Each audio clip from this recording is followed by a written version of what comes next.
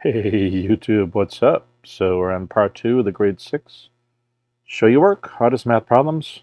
I have a link on the screen to a whole bunch of others from grades 3 to grade 8, including multiple choice ones. So there's hundreds of questions on that channel. If you're in grade 6, you may want to go back to grade 5. You may also want to go to grade 7. So far I've gotten the grade 7 multiple choice ones done. I have not yet gotten to the show your work grade 7 or grade 8 for that matter. So the issue is there's material that kind of spans across grades as well. It depends on your school. It depends on your school district. It just depends on a whole bunch of stuff. So we're taking the premise that there's something called the hardest math question, the hardest math problem, and that's what we're going to take from. I'm sourcing from the New York State exams. And I based hardest on the number of students who got a question wrong. It turns out in the show your work section of this exam that almost all students, the majority, got most of the show your work wrong. So that's the ones we're going to focus on, which is the whole show your work part of each exam. And I have a few dozen of those up already. This is the second one for grade 6. There's 4 or 5 more. Like I said, there's already multiple choice stuff. Hit me at the bottom on GregsTutoringNYC at gmail.com. And I'm Greg. All right, so with that in mind, let's jump into all this stuff here. The session runs about an hour. And if I come across a question that looks like it might be harder or it's more interesting, I might spin it off. And if the session looks like it's going to be longer than an hour, I'll split it into 2 parts. So some go to 30 minutes. The average one is about 55 minutes or something. So, all right. So I like to start by looking at the illustration. I'll make sure my tablet's good. Okay, good. We have a coordinate geometry. Okay. We have an X thing. We have a Y-axis. It's going from 1 to 6. 1 to 6. So everything is units of 1. That's a good gotcha because sometimes they do it by 10 or by 2 or by 5, and students don't realize that. They think it's by 1. Right, there's nothing else unusual here. We have the traditional 4 quadrants, the positive, both the positive here, right? We have positive and the negative here. We have negative and negative here, and then we have the negative and the positive there. So let me get rid of that. It's just a standard coordinate grid, which is the concept being tested here. So the coordinate grid below represents a town. Cool, awesome. Take a sentence at a time. Curtis's house is at -4, 6. So these are written in X, Y form. Okay. Some students mix up which one do I do first. So is it -4, -6 here? Okay. Or is it -6, -4 over here? Okay. So what we need to do is imagine we have a bookshelf in a library with a whole bunch of books. We need to go this way first before we can climb up the ladder. Okay, so this is X. We see the X right here. So we need to go back and forth on the X, move the ladder to the right place, and then move up or down to where we need to be. Because could have some books in the basement too, then, if you will, right? Or there's a little moat there that the ladder can go down, up and down with. Okay, so that's the deal with all that. So that means that this one is wrong. Okay, right? This one here was wrong. So we're going to get rid of that off the screen. So it's X, Y, -4 on X here, and then -6 on the Y there. Okay, all right. And Jean's house is at -4, 3. Okay, so we probably want to label these. This is Curtis. This is Jean's. Okay, so we're keeping track of stuff. Plot these points. So first of all, you're going to get credit for that. It said plot them. Okay, where they're located. It doesn't say to label them, but it's a good idea just for your own sake to do that. Okay, so all they wanted was these 2 dots in the exact right place. Okay, so go and double check them. -4, -6, 3, -4, 3. Okay, those look good. Again, X, Y. Okay, move it back and forth. Then we'll go up and down for it. Okay. All right, so we did that. So we can scroll that off slightly. Each unit on the grid represents 1 mile. So it's talking about this is a square unit. So this is 1 mile by 1 mile. And every single one there is the same way. If Curtis can ride his bike at a constant rate of 12 miles per hour, how many minutes would it take Curtis to ride from his house to Jean's house? So what we need to do for that is to figure out how far their houses are away from each other. So we can count. We get 1, 2, 3, 4, 5, 6, 7, 8, 9. So what I'm doing is I'm counting. Let me change the colors for 1 second.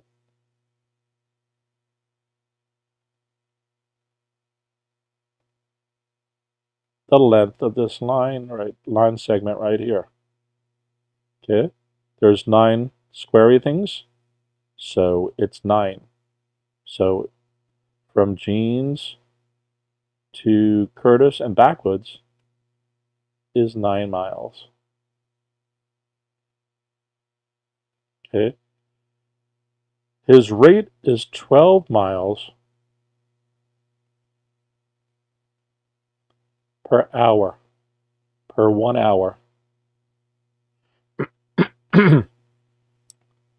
This also means that every hour he goes 12 miles. Okay, those are both true. This is true, and that's true. Okay, so what I want to do is take that 9 miles and multiply it by some conversion. These are our 2 conversions. We have conversion 1 and conversion 2. So that we cancel out not only the words, but sometimes numbers. Okay? I didn't say sometimes numbers and sometimes words. In other words, we can cancel out both. So 1 hour is to 12 miles. We're normally used to canceling out numbers. We're going to miles divided into miles. So that means what we're left with is 9 hours over 12. Okay? So we're left with 9/12 of an hour. Okay, we can simplify that. We get 3/4 of an hour. Okay, they're asking how many minutes? So that would be equal to 45 minutes. Okay, depending on what your exam is or what your question is, your homework is, or whatever the case may be, you should really do in the units they're talking about. Sometimes they let you get away and say it's 3/4 of an hour, but they're asking for minutes, so it would be 45 minutes. All right? So this conversion, these 2 conversions, number 1 here or number 2 here. Okay, that's the 2 things you need to look at. I mentioned, I think even in the previous video, that they normally do not require you to do this conversion, the upside down one. But remember, if something is per something, then the opposite is true. If I add 1 cup of flour to 5 gallons of water, then I'm adding 5 gallons of water to 1 cup of flour. Both are true. So it depends which way you're looking at it, okay?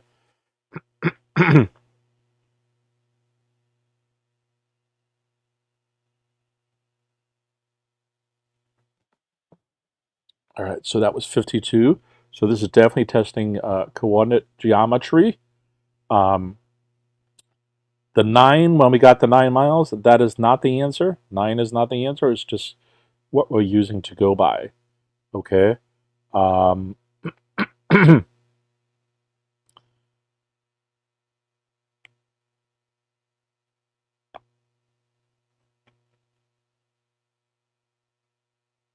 Let me see.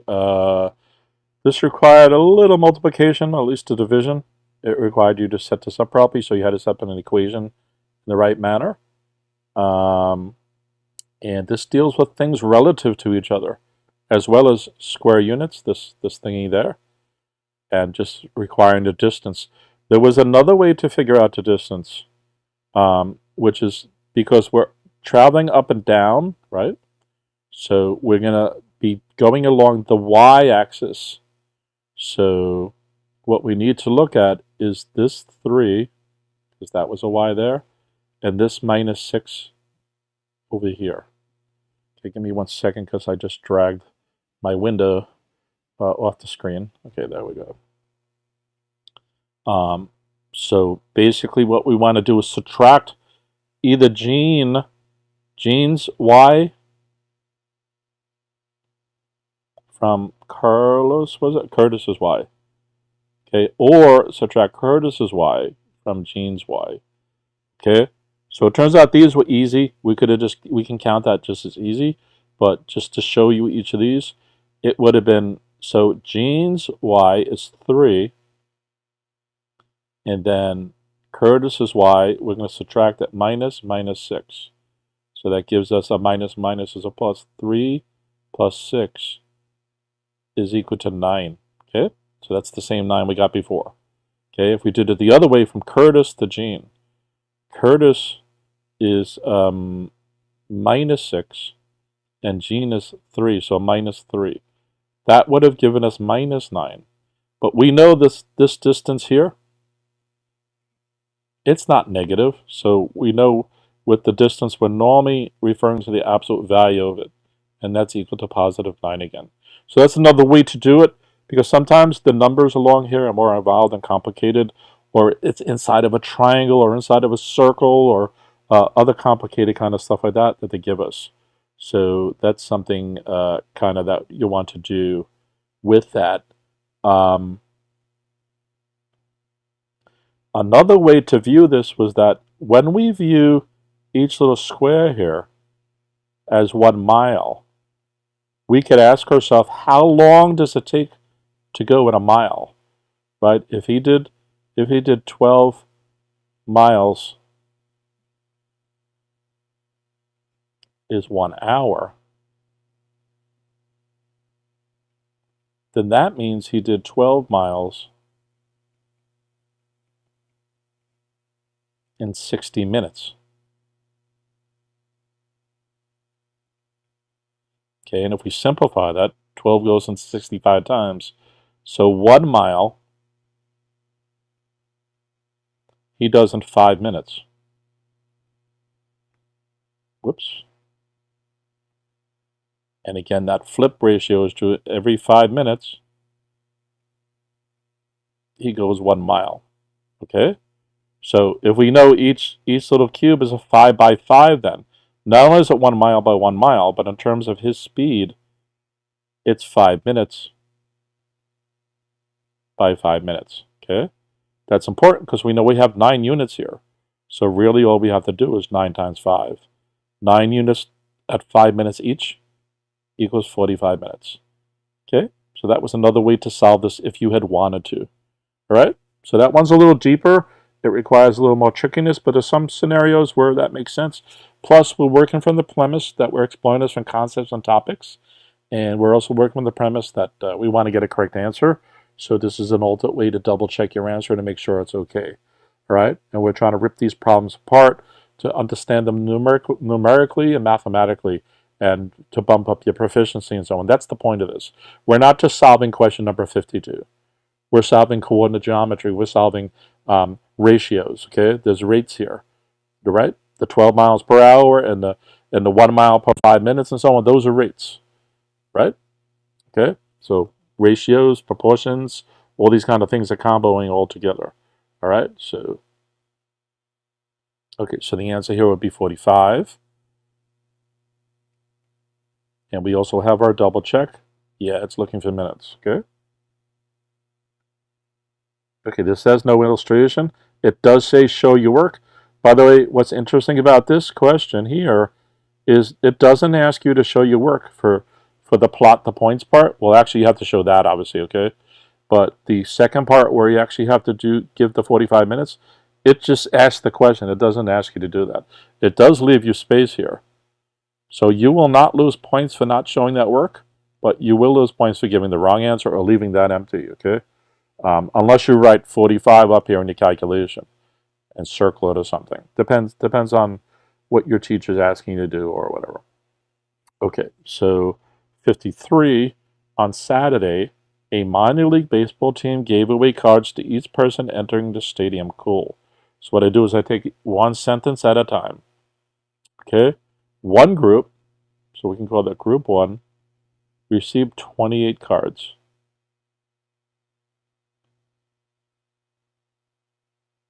Group 2, so we're up here, second group received 68 cards.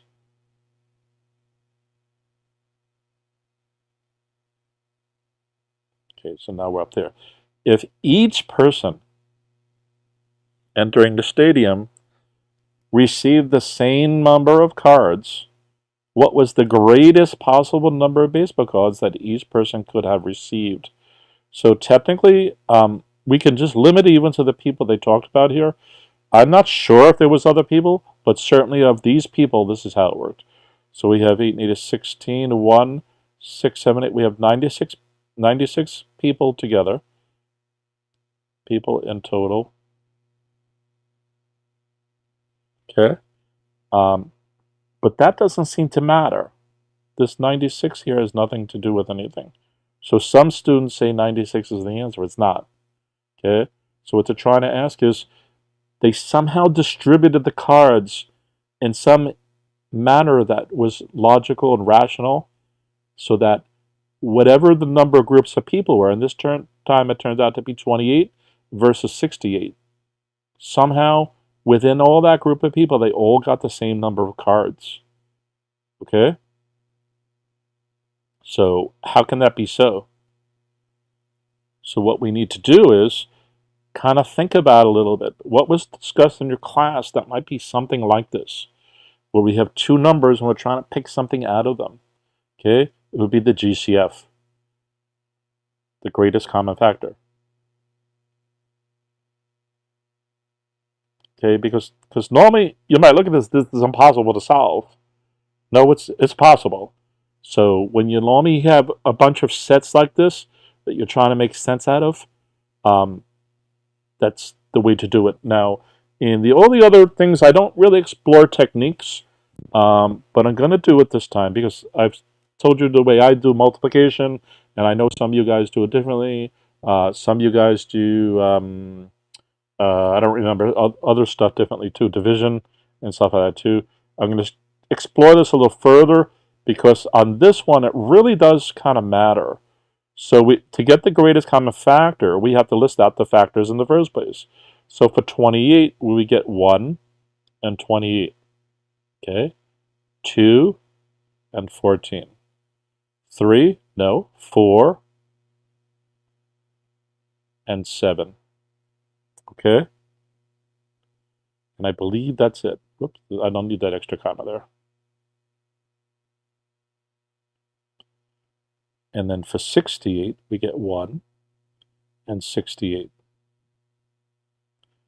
2 and 34. Okay, 3 goes into there. No, 4. Does 4 go into there? I think it goes into there 17 times. Okay. 5, 6, 7, 8, 9, 10. Nope, I think that's it then. So now that you've listed the factors of 28 and the factors, you have to look for the largest one. There's only 28 here, so it's not that. 14, 17, 34, 7. So it turns out the largest factor, so they both have a 1, they both have a 2, and they both have a 4. All right? So the answer to this is 4. The greatest number of cards each person can get will be 4. So in the case of group 1, let me just change the pen for a second here, the color. So 28 divided by 4, right? We can get 7 there. And 68 divided by 4, we get to 17 again. All right?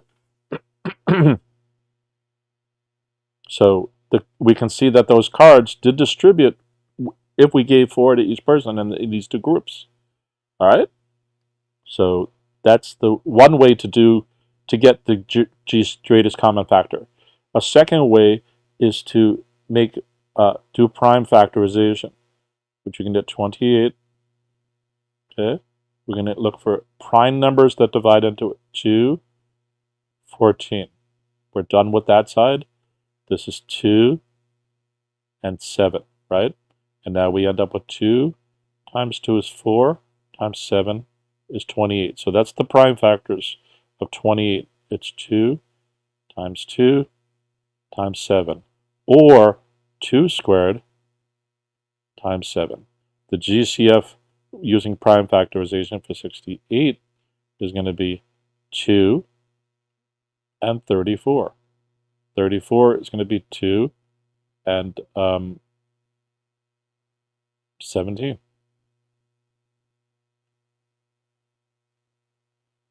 Okay, so for this we're going to get 2 times 2 times 17, or 2 squared times 17.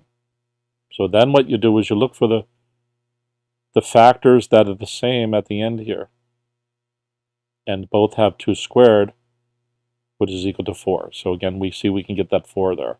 Okay, to me, there's a quicker way to get it that's pretty much fail-safe, and it wastes less pages as well. So what we're going to do is list the two numbers. It doesn't matter which order we do with them, 28 and 68. Okay, and by the way, we can get the GCF and the least common multiple at the same time. We pick a prime number. We start from the smallest one. 2 goes into here 14 times, and here 34 times. Okay, we can divide again by another prime. So we pick the lowest prime, 2, 7, and 17. The only thing we're left is 2 other prime numbers, so we're done. That's it, we're done. So LCM, the least common multiple, we go down and across. So the LCM is the 2 times the 2 times the 7 times the 17. Okay? The GCF is only this right here. So that's equal to the 2 times the 2. And that's equal to the 4. So this is a rapid way where you can get both simultaneously. There are some problems where you need to do that. And it's a pain in the neck. Some students, when we go over to the prime factorization weights over here, they forget exactly what to do with the common things here. And the problem with this multiples ones here is that you can leave out factors. A number like 24 and 36, they both have a lot of factors, and students always miss them, okay? So there's something like that. So that's to show you work. The answer here would be 4 cards, okay? So again, we can use this as a hint to decide what to do or not. Okay, this one's just plain old nasty, and they're making you sweat here. So this, if you will, is our illustration. We have A, B, and C, each kind of messy expressions. So let's just go for it. Expression ABC is shown below. There they are. Which expression or expressions has the same value of 12 squared? So you should all know your multiplication table. Past 10 by 10, you should automatically know this is 144. Okay, so we're looking to see if A is 144, B is 144, or C is 144. All right. I have slight dyslexia, so I don't like copying stuff. So what I like to do is do the work right under the problems when possible. So 200 squared is 400. Sorry, 20 squared is 400. Okay. I've suggested you guys go and know up to 20 by 20, but let's do 18 by 18 on the side here. 8 times 8 is 64. Carry the 6. We get 144 there. We get 8, and we get 1. That's 4. That's 2. So we get 324 minus 324. Okay, we can see that this is equal to 66, I believe, if I did all that correctly. Okay, and remember, I'm the guy who says to do things twice, so if you don't know this in your head, do it a second time and do it slower, just to make sure you get the same numbers. 8 times 8 is 64. Carry my 6. 8 times 1 is 8, plus 1 is 14. And I just do 8 times 1, 1 times 1, 4, 12, 1. So I get 324 the second time. Okay, normally if you have a number like 18 times 17, it's handy because when you do 17 times 18, that will give you different arithmetic. This time it's just the same number, so you have to go by that. If you can't do 400 minus 324, 400 minus 324. Okay, we can't take away 4 from 0, so we're going to make this 39, right? That's 1, that's 6, that's 7. So I made a mistake there, so that's 76, right? And we can double check that because 324 plus 76. You should do all these extra calculations to double check. 6 times 4 is 0, 1. 7, 8, 9, 10, 1, 400. So this is 76, so the answer is not A, okay? 4 squared here, this is 16. So we have 8 times 16 plus 2 to the 4th. So 2 squared, right, is 4. So we have 4 times 4 then. So this is plus 16 there. All right? Right? 2 times 2, and we could do it any 2 times was 4, times 2 is 8, times 2 is 16. Okay? There's a couple of ways to do this. We can do the 8 times 16. So we can do that 16 times 8. 6 times 8 is 48. 4, and that's 128. So now we have 128 plus 16. Okay? 6 times 8 is 4. 1, 4. So we get 144. So B is one of the answers. Let's see what it says here. So answer is so far B. And let's double check that. We're going to do 16 times 8 again. 6 times 8 is 48. 4, 8, 9, 10, 11, 12. Right? Plus the 16. That's 4, 1, 2, 3, 4, 1. Okay, that checks out. There's another observation. I'm going to change the pen, color of the pen for a second. Okay, if we explore this for 1 second. This says we have 8 16ths plus 1 more 16. So this is equal to 9 16ths. Okay, so we could have straight up done 16 times 9 then is what I'm getting at. 16, let me write it over slightly more. 16 times 9, we get 54, 4, 5, and 144. So again, we have another way to double check that B is okay.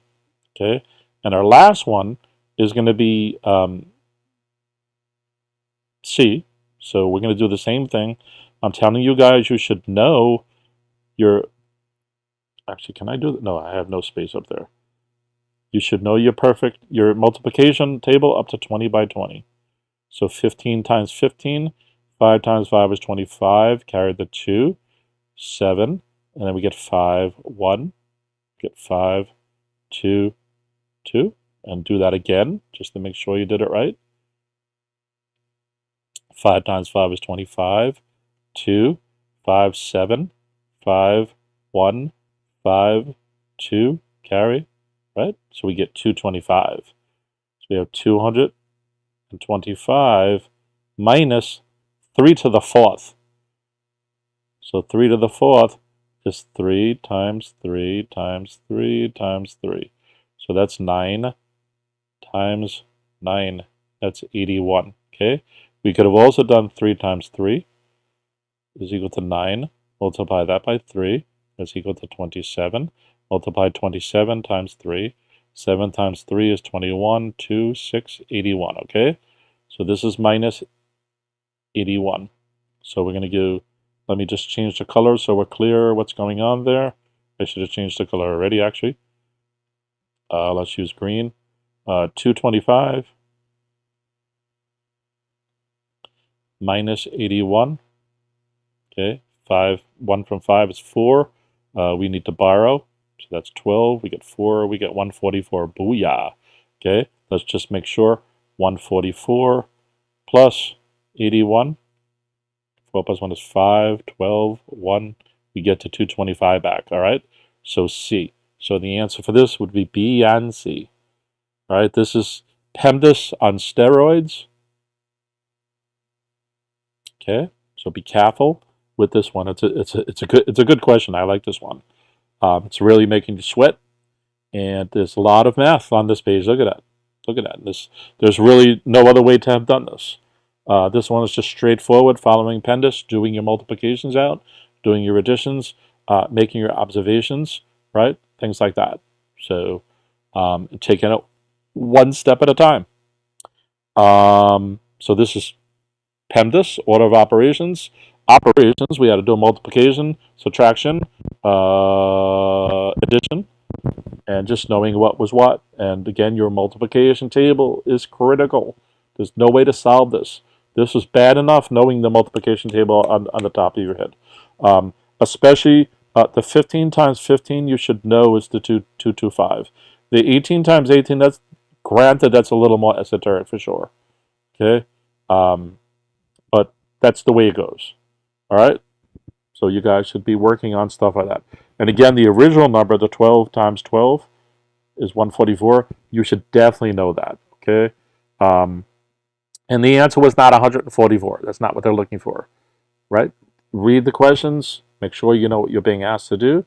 And then go for it. Okay, so we have a trapezoid. Okay? They're giving us the various dimensions. So this is traditionally called base 1.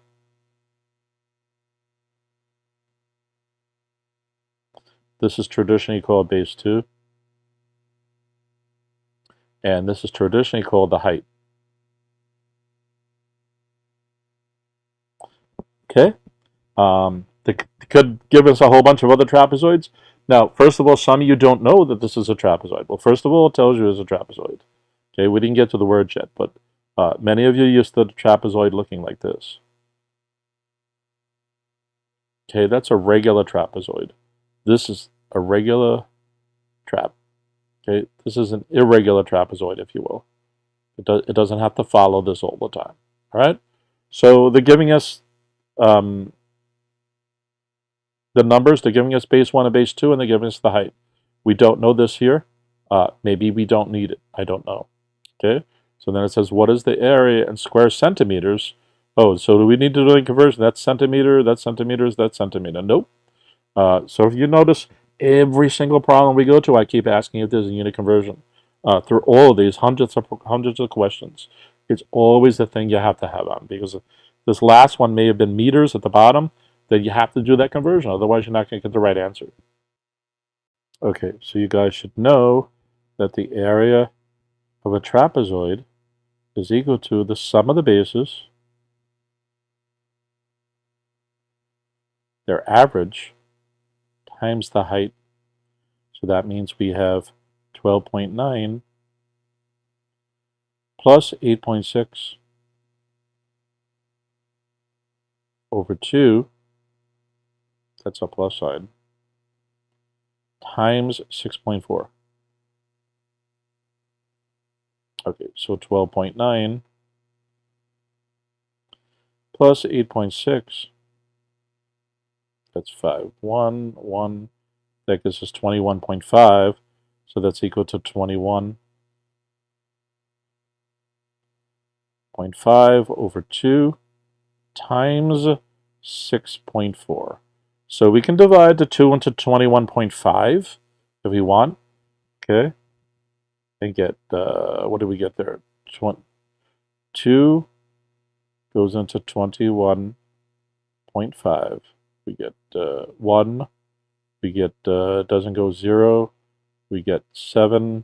We get 10.75. Times 6.4. Okay, I'm going to change the colors because there's slightly other way to do that. And we can avoid the ugly numbers, or at least theoretically avoid them. Whereas we could have taken the 21.5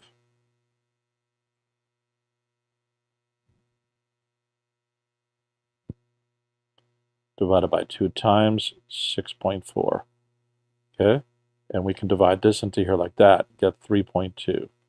Okay, so that leaves us with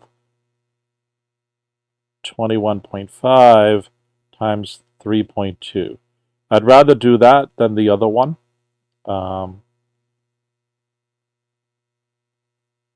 So 5 times 2 is 10, 0. Carry me 1. 2 times 2 is that, 3. And that's 4. And then we get 5 times 3 is 15. Carry me 1. 3, 4. 3 times 2 is 6. So we get 0, 8, 8, 6. And then we move 1 decimal here, 1 decimal here. We get 68.8. All right? So that's our area.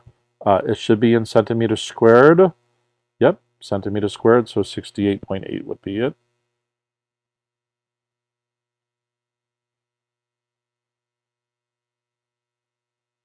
All right. There are other ways to solve this. Let me change the color of the pen one more time. I'll change it to purple. Or blue. I'm clicking on blue. We could have taken this here, dropped this down at a 90-degree angle. Okay?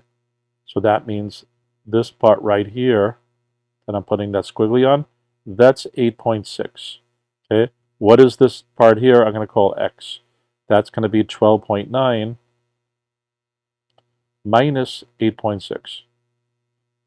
Okay? That's going to give us 4.3. So this is, let me get rid of where it says X and put actually 4.3 there then. Okay? So now we have two shapes. Shape T, which is the triangle, and shape S, which is the square. Okay? So what we can do is the total area is going to be the area of the triangle plus the area of the square. Okay? The area of the triangle is 1/2 BH, which is 1/2 times 4.3 times 6.4 plus, actually this was a rectangle, sorry, not a square. Okay? Plus the area of the rectangle, which is length times width. So we're going to get 8.6 times 6.4. Okay? So we can go on the side and do those. Let me scroll this slightly. We have space there. So 8.6 times 6.4.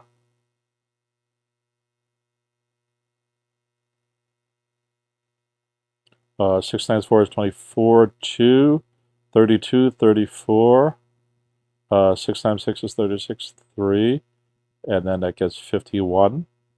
So we get 4, 0, 5, 5. We get 55.04 for this part.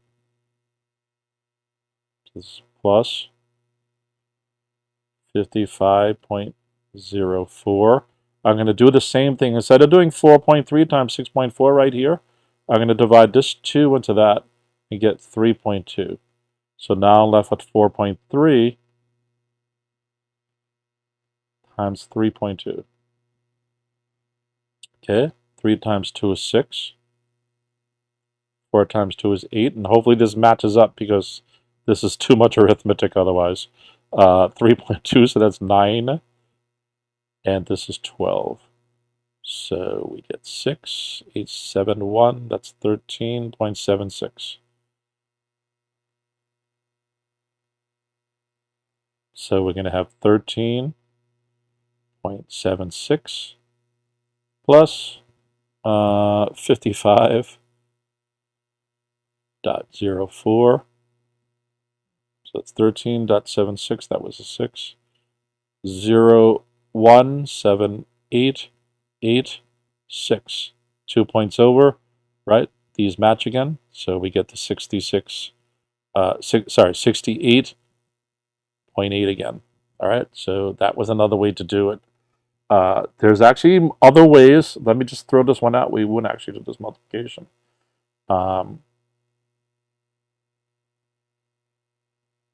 Let me change the color to purple, which is what I said I was going to do before.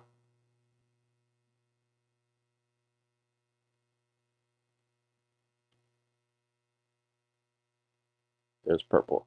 What we could have done is taken this whole area here, which we know is 6.4 times 12.9, and then subtracted off this right there. Again, we'd still have to do the 1/2 BH to get the area of that triangle, okay, which we found was the 13.75. Right, that was 13.75 right here. And then the area of the whole thing, subtract that off of it, and it should give you the 68.8 again. I'll leave that for you guys to do as an exercise. Email me if you get a different result, and we can figure out maybe why that happened. All right, so this was a busy problem, although I solved it 2 different ways. Try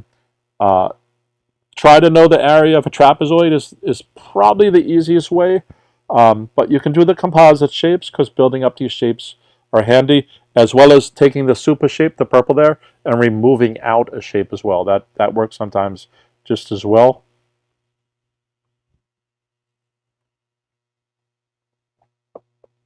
Let me see how we're doing on time here, because I might break this in 2 or leave some questions out. All right, so we're in the 40th minute, give or take a couple of minutes. All right, let's do the next one. So that was testing. This is obviously geometry. It's testing a specific shape. It's obviously testing the concept of area. As you can see, you must know your multiplication table to do this. It's just too busy. It's also involving decimals, decimal digit multiplication on top of it. And that's a gotcha. Make sure you put your decimal in the right place on top of actually doing getting the correct numbers. So for instance, when we do this over here, this was over 1. That's over 1. So that means altogether when we've gone to get the answer, we have to move over twice, right? So that was a 0 here. I didn't write the 0 there on the original. It was 21.50, right? So that just becomes 21.5. When I was doing that before to get this over here. We don't care about the trailing 0 in many cases in math problems. Depends on the problem. Okay. So this one is also coordinate geometry. Okay, that's split up in a couple of different ways. So it's kind of, there's forcing you to do your illustration on this grid here. And we don't have the pages set up like this. So let's try to make our way through it and see how that ends up. So a park planner is designing a dog park. Awesome, totally freaking awesome. He wants to use a metal fence to enclose a kennel at the dog park. Okay, so there's the park. Okay, inside of it, there's some sort of a kennel. I'll just call that K. So we don't know exactly how it looks, but he's going to put something around it. He has enclosed it in a metal fence. Okay, so we're up to here. The vertices of the fence, so you guys need to know terminology. What's a vertex, right?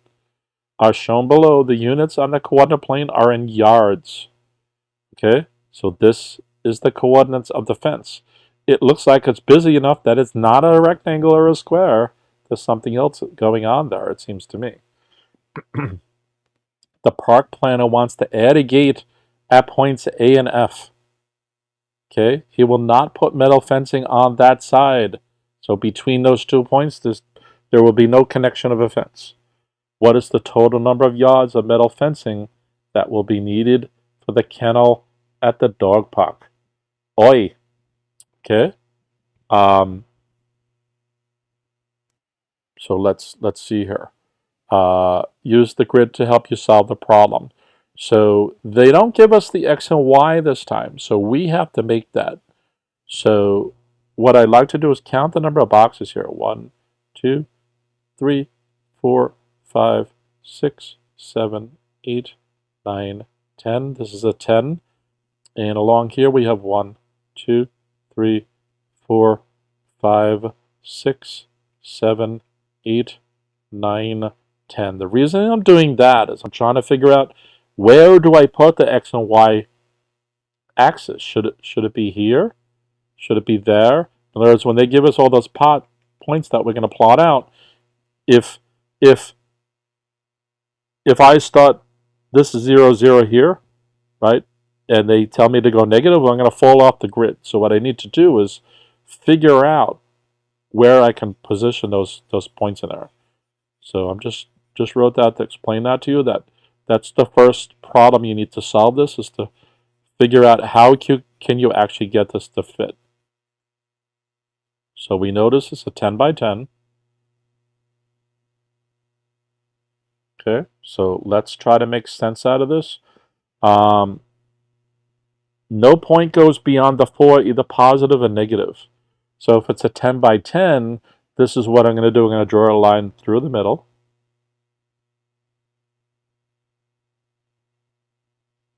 And through the middle here too. Okay, so that means we can do 5. If this is 0, 0, this is 1, 2, 3, 4, 5, right? This is 1, 2, 3, 4, 5. This is minus 1, this is minus 2, this is minus 3, this is minus 4, this is minus 5. This is minus 1, this is minus 2, this is minus 3, this is minus 4, and this is minus 5. So we can get everything to fit on there, okay? So let's start going through this. Point A is 4, 4. So if you remember from earlier, we're going to go X, comma, Y. Move the ladder over and then go up or down it, okay? So X goes horizontal, Y is vertical. So 4 minus 4. 4 minus 4 is going to be here. Okay, so that's going to be A. Okay, B is going to be minus 4, minus 4.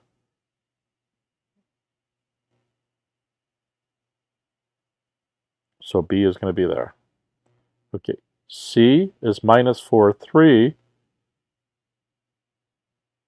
So that should be C.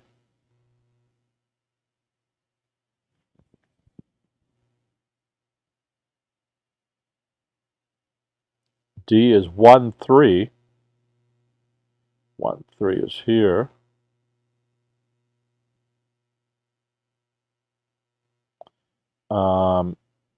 E is 1, minus 1. So E is here.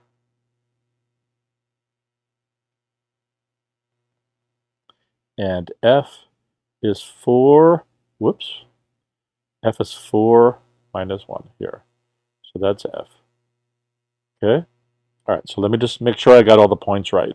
Something tells me I did C wrong, but let me just double check it. So A should be 4 minus 4. Yes. B should be minus 4 minus 4. Yes, it is. C should be minus, right. So C, let me erase C.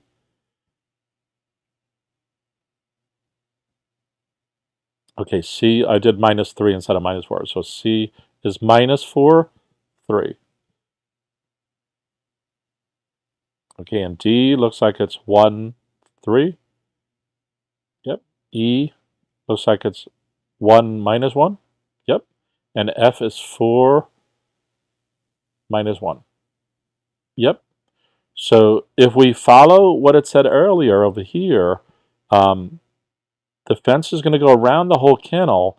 However, he wants to put a gate here. So he will not put the metal fencing between A and F. Okay, so that means if we actually trace this, let me change the color to something light so we can kind of see it.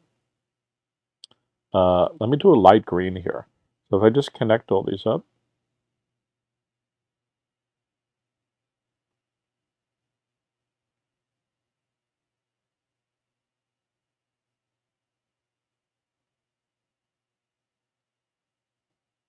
So that's what we need to figure out for each of those. Okay, we're not going to close A through F. So again, we had this similar thing earlier. We can count the number of boxes or we can do the subtraction. So if you drew this reasonably and you double checked it, double check it.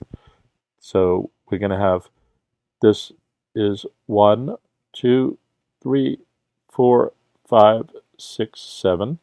So this is 7. Okay. This is 1, 2, 3, 4, 5. This is 5. Okay. This is 1, 2, 3, 4. This is 4. Okay. This is 1, 2, 3. That's 3. And this one is 1, 2, 3, 4, 5, 6, 7, 8. So this is 8. So it's asking us what's the length. So we're trying to figure out the perimeter. So we have 3 plus 4 plus 5 plus 7 plus 8.